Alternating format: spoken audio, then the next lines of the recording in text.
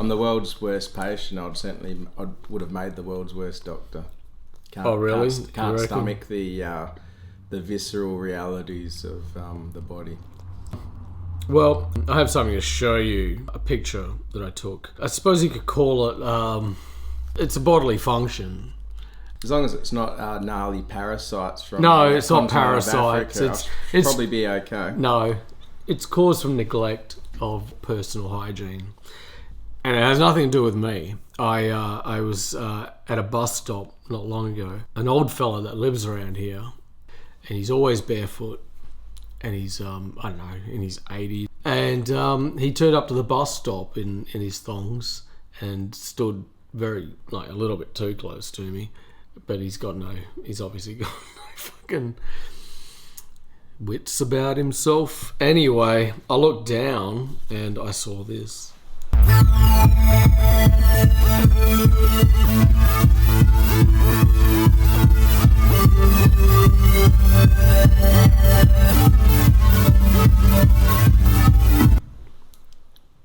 Oh, that is one gnarly toenail. Dude, that is the toenail from hell. That's like something from... This is like, let's not ever touch our feet again, basically. Anyway, so he stood right there, and I was looking down on my phone at the time, and his feet were in my view, and I almost threw up. Anyway, what we're looking at is a picture of a very neglected pair of feet, and in one case, a large toenail that is protruding at least 5 centimeters from the toe. It's not exactly ready for sandal season, is it? No, it's not ready for any season, off season.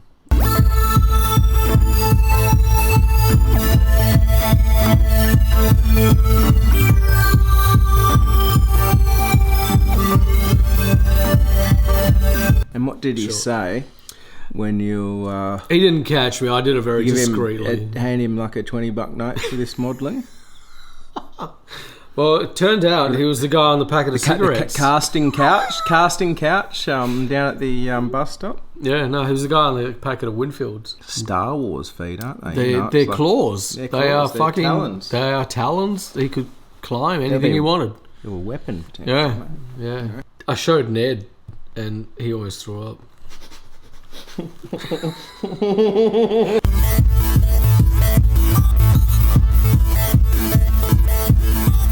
I saw a real gnarly ingrown toenail. It was the first time I'd heard about them, but I didn't really know what they were. Anyway, I was buying a dog, a little staffy puppy out of the paper. Got any Spurs? Oh yeah, go for it. And so I went round to this house, and it was like this share house of 70-year-old men who were bred Staffordshire Bull Terriers. But anyway, this bloke, he You need one? No, I'm still good at the moment. But he goes, can you get in down there and grab the dog out? Because I've got an ingrown toenail. And look down, and he's just got this bloody, like a turtle shell that came out, and it changed trajectory and aimed back in, and it was poking in the front of his toe. And so I thought it'd be quite a shy dog, but he turned out to be the most vicious, bloody, unshy, extroverted, ultra-violent, pain in the arse? Brain damage anomaly of a dog. And even before a few years before he died of natural causes, people would assume he was a puppy, because on account he would just be doing laps everywhere and running around. Wow, he had a lot of energy. You'd take him to the vet, and he would be going off. He would be immediately bluing all the dogs and trying to rape all the cats. Oh, okay.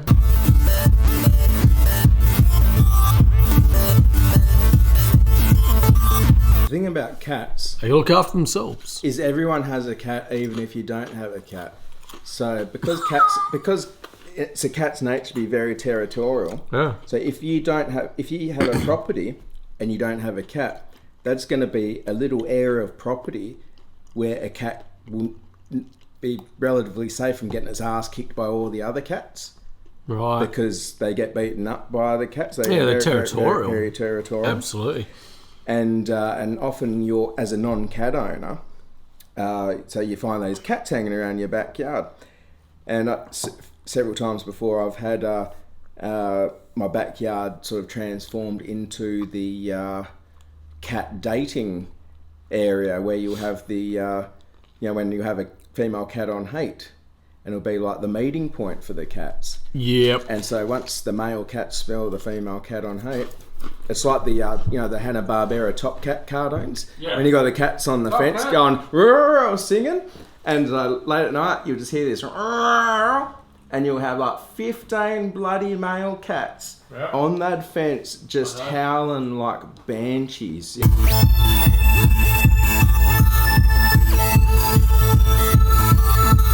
And are these like the moggies, or what kind of cats are these? These are. My brother bought my mum 2 kittens to keep her company, but my mum wasn't in any shape to look after them. So eventually I took them off her, and they came to my house, and they lived under my bed for a few days. And then one day I crashed out on my couch upstairs. So I woke up and opened my eyes, and they were both on my chest looking at me, waiting for me to wake up. It was just so cute.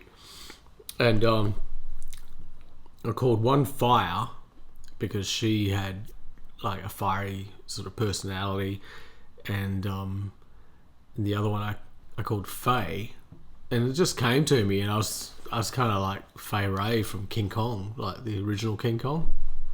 Yeah, Faye was short-haired, really Faye from the New South Wales Premier. Nothing to do with the New South Wales fucking Premier. I don't even know what I'm talking about. Anyway, but she had colour, like she was various colours, and she had shorter hair and more a kind of like classier, flamboyant, really nice mannered cat. And Fire was just a little like feral. Yep. And she'd come home with like sticks in her fur, and she'd like eat all her food really fast, and then kick her sister off her bowl and eat her. Yep. And she was just a little bitch.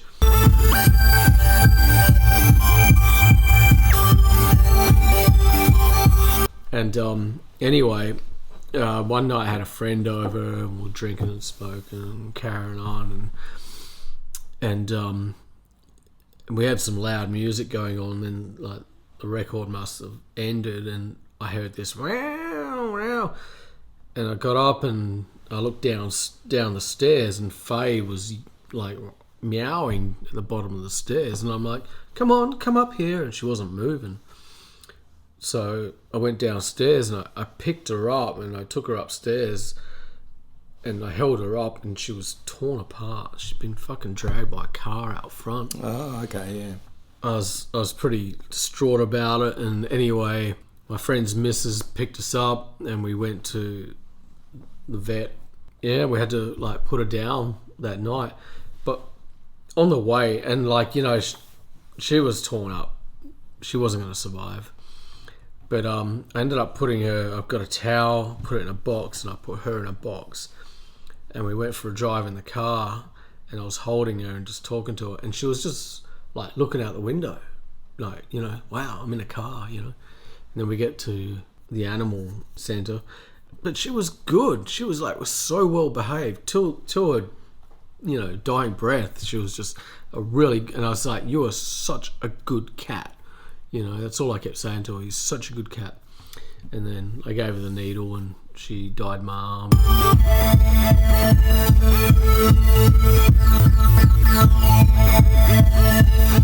Then we went back to my house, and I buried her out the front that night. And my friends left, and, you know, I dug the hole, and her sister Fire was sitting right next to me, just so, like, my sister's, you know, dead. Anyway, I was with my other cat Fire, and said a couple of words and filled the hole in, and then Fire just took off, and she went missing for like a few days.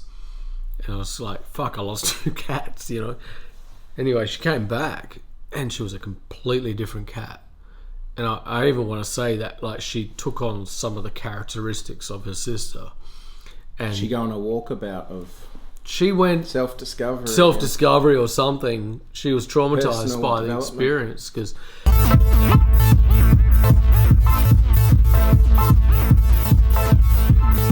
And then afterwards, like the next day, I was thinking about it, and I'm like, hang on a sec.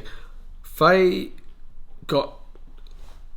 obviously got hit by a car somewhere out the front of the house on the street, and she dragged herself not to the front, but she had to have gone all the way around the back, up the first set of stairs, and then gotten down to the bottom of the second set of stairs and was yelling for God knows how fucking long. We've got like AC/DC on vinyl blaring. Yeah, okay. So she Which sounds like a cat in pain. Fuck off. Anyway, I realised the next day, I was like, she must have dragged herself all the way that way to get my attention, you know? Poor thing. But Fire came back a completely different cat. She no longer had dreadies or sticks in her hair, and she was like just a completely new, like, you know. Different pecking order. So. Oh yeah. The thing about cats. I don't know about that, but I did feel that she just mellowed out. She grew up, you know, and ever since then she was never a pain in the ass.